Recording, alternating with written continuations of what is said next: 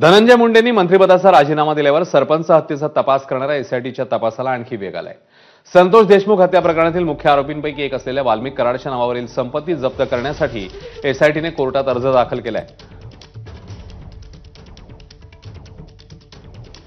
कराडची राज्यभरात कोट्यवधींची संपत्ती असल्याचे पुरावे माझाच्या हाती लागलेले आहेत।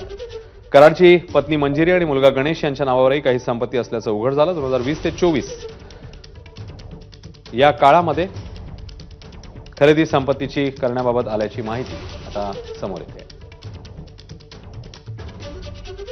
वाल्मिक कराडच्या संपत्तीवर आता आपण एक नजर टाकणार आहोत। नेमक्या काय काय बाबी समोर आल्या आहेत पाहूया।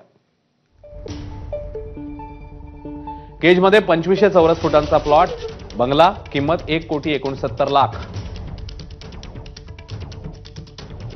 दगडवाडीमध्ये शेत जमीन ज्याची किंमत आहे 48,26,000।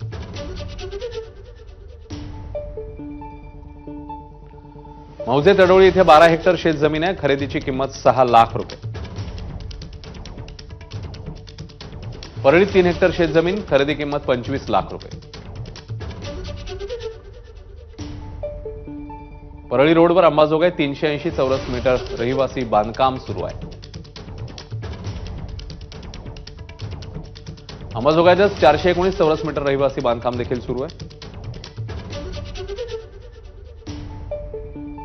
दगडवाडीत स्टोन क्रशर युनिट आहे।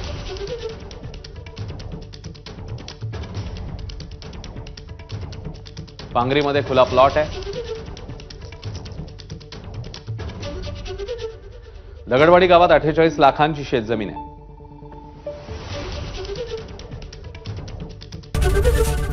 एबीपी माझा, उघडा डोळे बघा नीट।